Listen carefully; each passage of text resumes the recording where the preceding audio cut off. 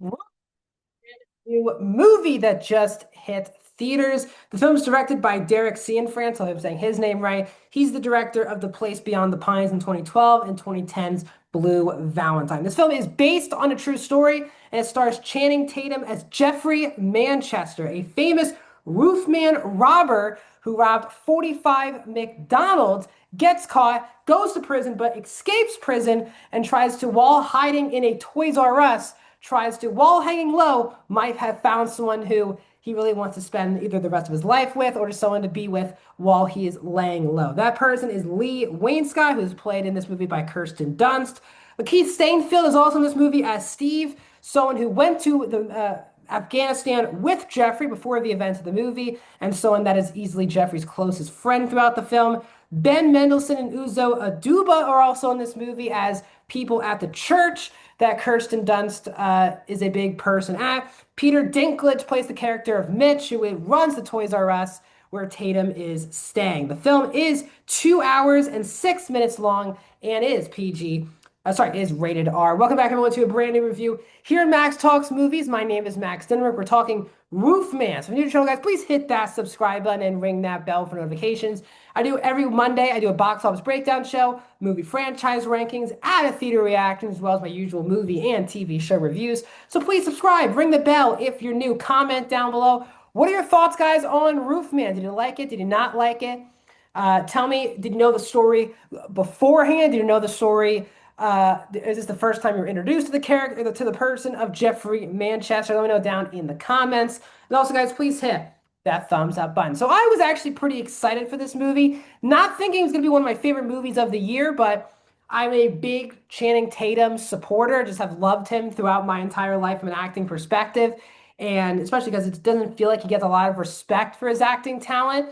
Um, Plus the true story element. You also have like Lakeith Stanfield and Ben Mendelsohn. If you follow this channel, know that they are two of my favorite actors working today. So this had a lot of ingredients that were going to lead to a successful film, at least on the page. But again, I didn't know the story. I've only seen one trailer for this movie, so it's not like and I didn't research anything beforehand, so I went very fresh into this movie. And I gotta say, this is definitely one of the most pleasant surprises I've had in the movie theater in 2025. This is I think it's an important film on one hand. I also think it's just a sweet and authentic take on what the story is trying to say here. I think this movie really touched me on a story and emotional level. Again, going in, didn't really know anything about Jeffrey Manchester, and the movie talks about how it's based on actual events and terrible decisions.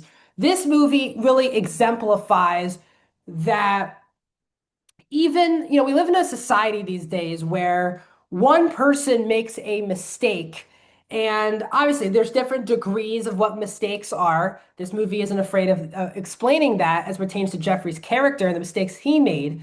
But this is a man who is clearly a good person and has a good heart, a good soul, and wants to at least be a main focal point in his family's life. He has a couple kids, friends that love him, but he feels that because he's not working and he's not really bringing anything to the table money-wise, that he needs to rob and deliver the money that way because he has this great sense of knowing the particular things. And as I said, we live in a society, excuse me, I want to finish that point, where one person makes a mistake and they're just kind of done. And I'm not saying publicly, I'm saying by family members, where someone, does a mistake and the rest of the family abandons the person over one mistake.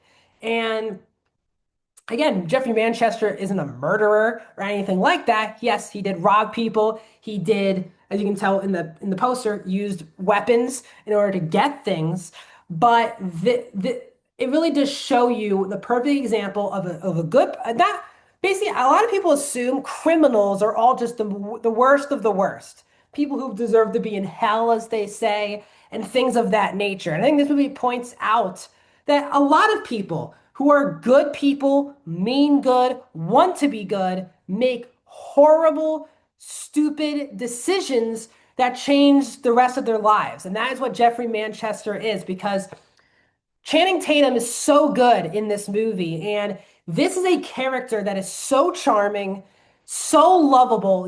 It's so hard to not root for him throughout the movie. The thing that you're rooting for during the movie is for him not to make these stupid decisions. You know what's going to happen. There wouldn't be a movie if he doesn't make these decisions, but you're thinking like, why do that? Why go the extra mile for this? Clearly, there are people around him that care for him, but again, even good people can be blinded by greed or money and things of that nature, and that really takes over. Tatum is brilliant in this movie. It's one of, if not his best performance of his career because he always has the charisma, and he's very easy to root for always in movies, but he brings so much emotional depth to this character where just like the audience, you're thinking to yourself, should I do this? Should I do this? Why I should be making these decisions? Why I should be making these decisions?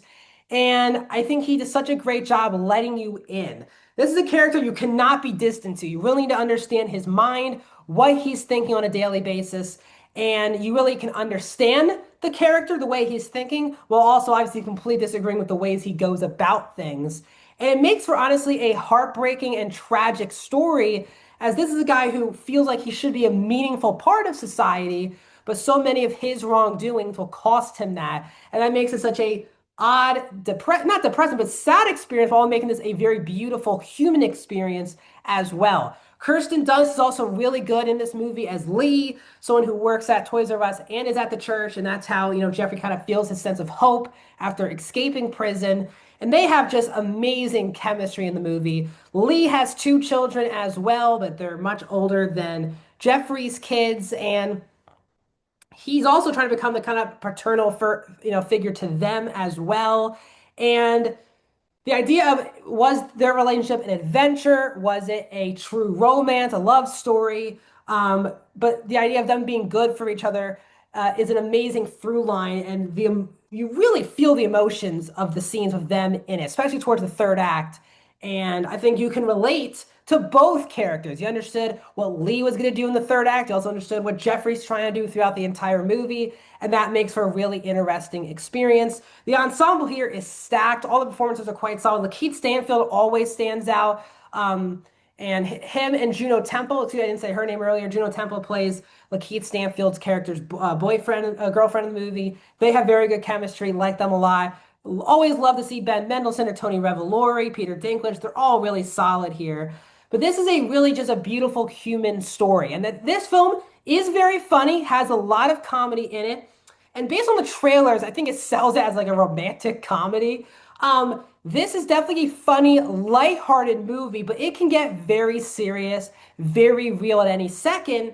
And it really made me reflect a lot on not my life, but just life in general, where everyone's so quick to giving up on people and either not helping, not putting someone in the right direction, or when they take a bad turn, people get off the train. And I think this is a beautiful movie where, yes, he makes a lot of mistakes. Should he be robbing people? No. Should he be threatening these people with weapons?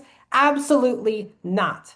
But this guy is such a heartwarming, clearly has a good soul and a good person. It makes this movie at times tough to watch, amazing to watch. And it's a film that moved me and keeps moving me the more I think about it throughout. So this movie could be climbing up my rankings as the months, years, days go by. I'll say this, on a negative level, I thought the movie took a little too long to kind of get into things. The movie for me was actually kind of boring until the Kirsten Dunst character got put into the movie, which I would say was like 25, 30 minutes in.